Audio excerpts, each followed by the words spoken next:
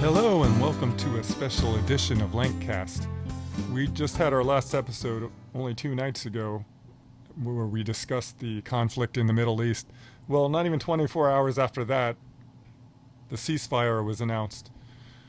I had prefaced that episode with a statement from Sergeant Dan McKnight, who was the founder of the Defend the Guard movement, which I consider to be the most important bill in the country. We'll explain why in a little bit.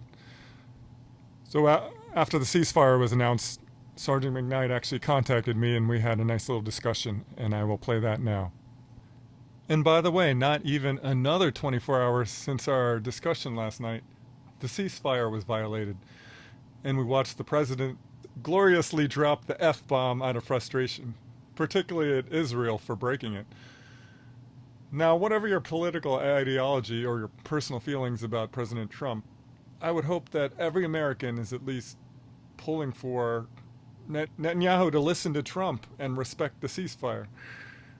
Now, the latest news as of this recording, Tuesday evening, June 24th, 2025, seems to indicate the ceasefire is maybe once again in place for now. We'll see. None of us knows what's going to happen really between Iran and Israel. And maybe the landscape has changed yet again by the time you're listening to this. But if you want to know what you can do to help prevent Americans from being involved in another war, support the Defend the Guard bill. Here's the episode. Obviously, I've been a long-time supporter of Defend the Guard and try to get the message out as much as I can. I've mentioned it on my podcast before. And my co-host Josh, he also met with Diego with his state rep Tom Jones.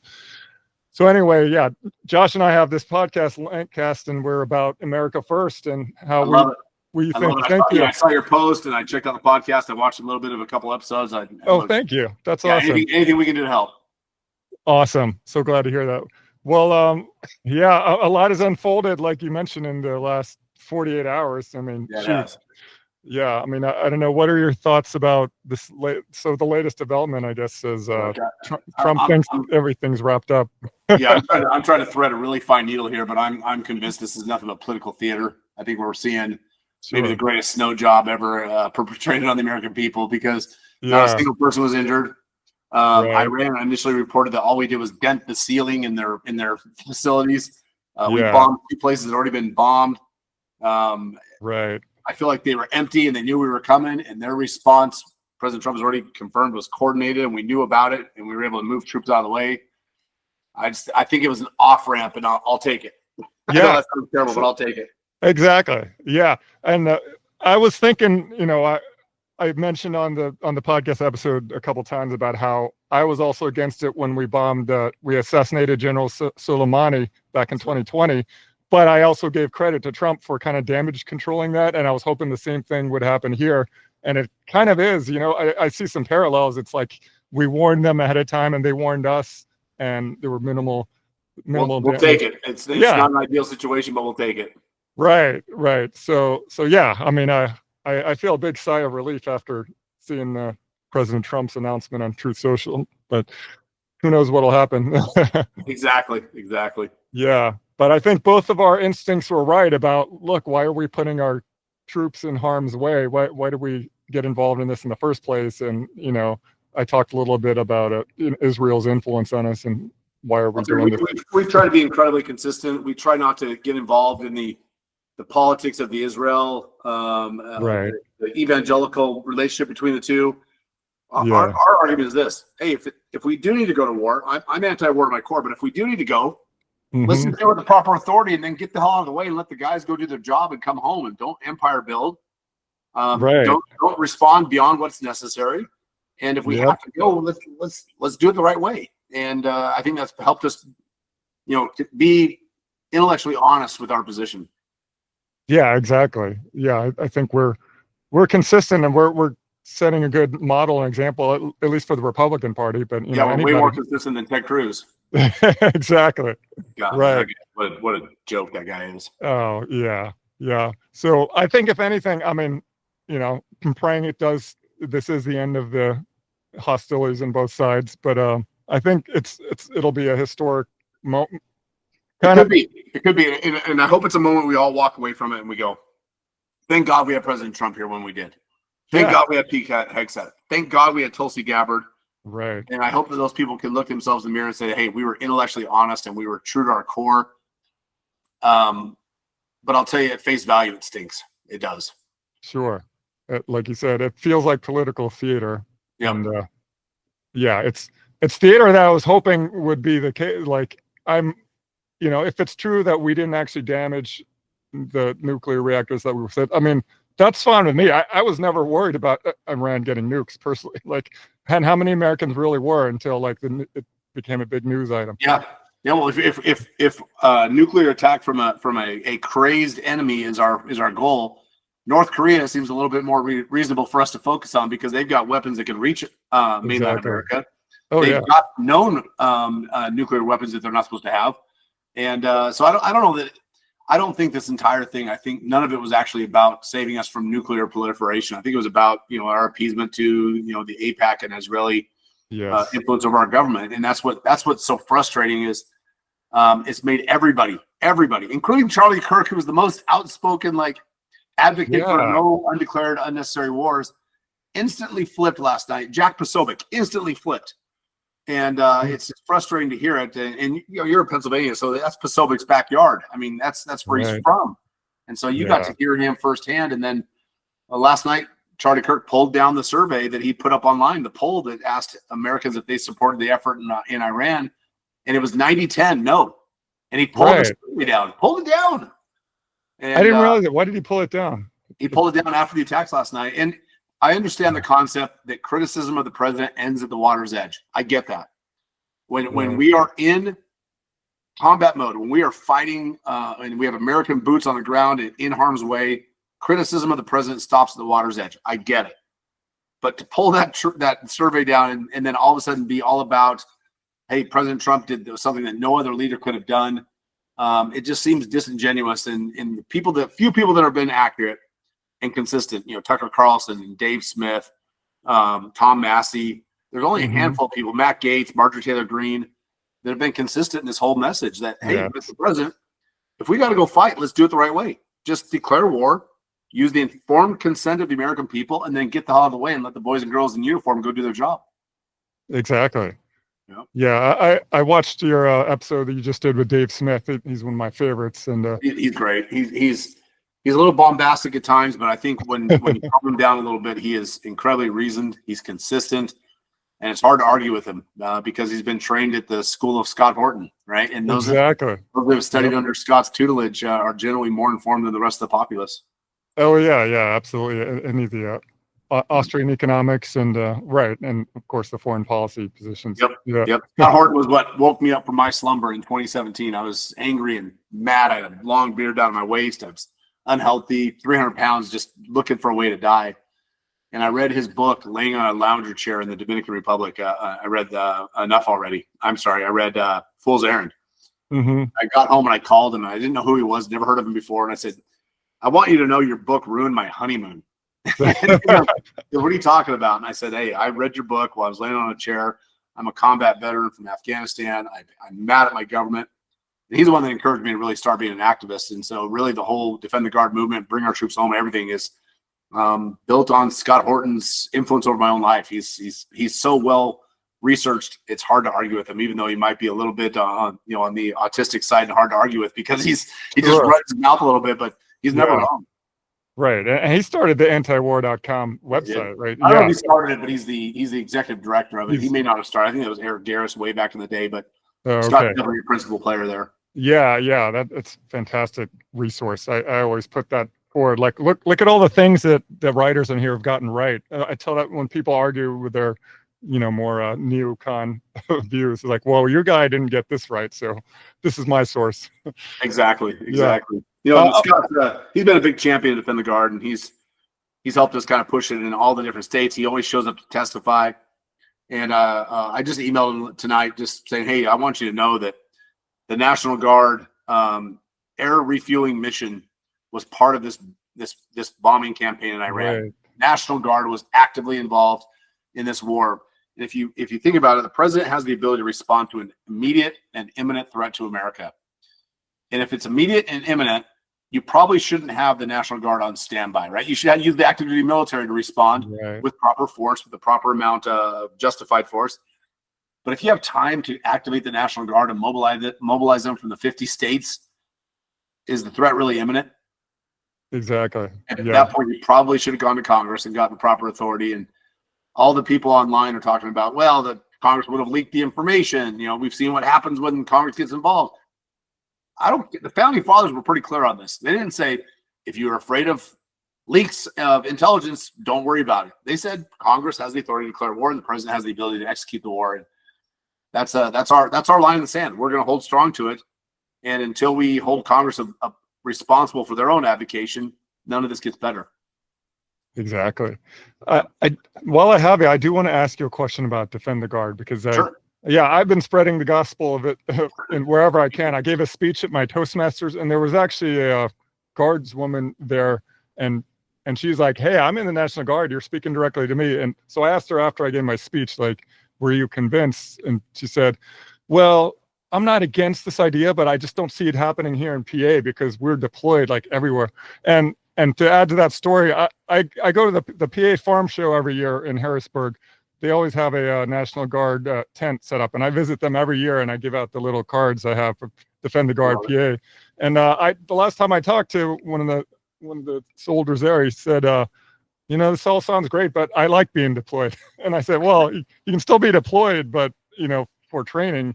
Sure. So anyway, how do you respond? Like, I don't know if I'm getting a proper pulse. Like, do guardsmen themselves, how many of them actually know about this bill and support it, or are more guardsmen against it? What a great question. And it's so true. The founding fathers vested the control of our military in the hands of civilians for a reason, right? They wanted the political class and civilians to have ultimate control over when the military is used, because every 18, 19, 20-year-old young testosterone-driven young man wants to go off headlong into any adventure where they can exude their dominance, where they can display violence, because it's our nature. It's our nature as human beings, and we don't want that. And that's why we vested control of the military into a civilian branch of government. The commander-in-chief, the president, is the commander-in-chief of the military once war has been declared, right? Once we declare war, his job is to prosecute and command the effort to win the war. But deciding when we go into war is in the hands of the representatives of the people, the moms and dads of those testosterone-driven young men, right? The neighbors, the people in their community. Because if you don't go with the informed consent of the American people, look what happens. Let's look at Vietnam. Maybe the biggest blunder of the Defense Department and the government as a whole in Vietnam was not getting the National Guard involved earlier. If they had had a declaration of war and the will of the American people, the Vietnam War would have turned out very differently. We would have won that war overnight, and we would have come home as heroes. But when you drag people into war without any authority, without the American people feeling like they have a say, the military comes home as the symbolic failure of American foreign policy. And so that's why we don't let 18, 19, 20-year-old young men make the decisions about when we go into war. And as a young Marine myself, all I wanted to do was get into the fight. In fact, right before we deployed to Afghanistan in 2005, 6 of my buddies and myself, we bought a little used van, and we were at Fort Hood, Texas, and we drove 2.5 or 3 hours to Crawford, Texas, which is where President Bush's ranch was at. And we knew he was there because the media reported that he was on vacation while we were getting ready to deploy to war.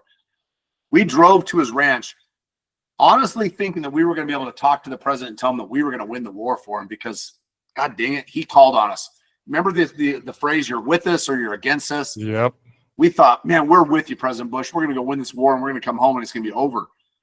We didn't obviously get to speak to him because, Secret Service stopped us at the gate. But they told us that he came out and waved to us, even though we couldn't see the door. Did he wave to us? I don't know. But we went off to war thinking we were going to win the war for George W. Bush, only to find out when we got there, nobody knew what we were doing.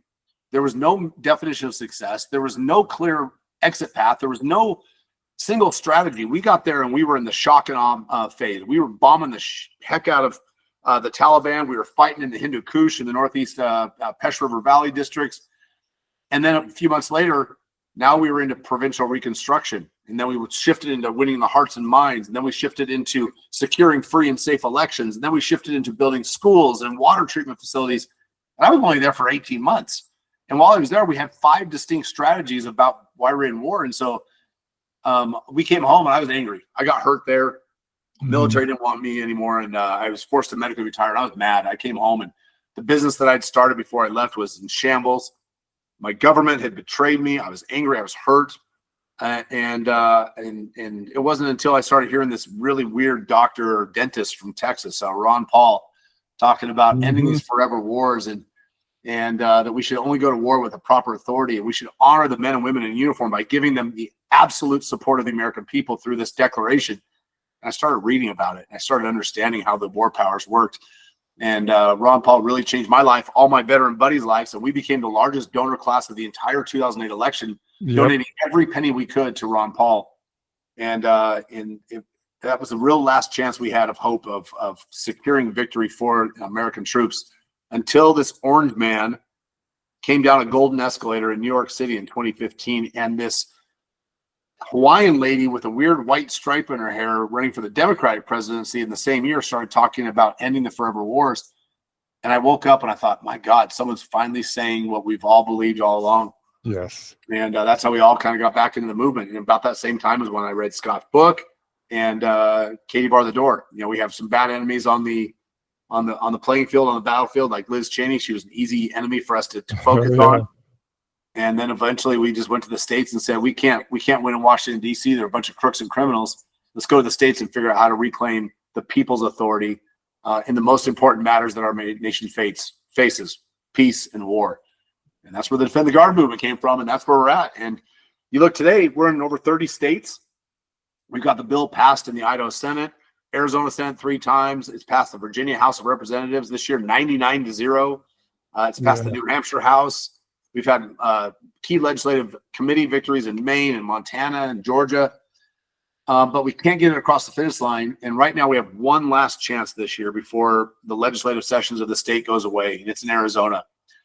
Senator Winnie Rogers, Lieutenant Colonel, Air Force, 25 years of military service. She's been our sponsor in the Senate, and she's passed the bill through the Senate, whipping support 3 years in a row, only to have it go to the House and have a single individual. The first 2 years, there was a guy named Representative Payne.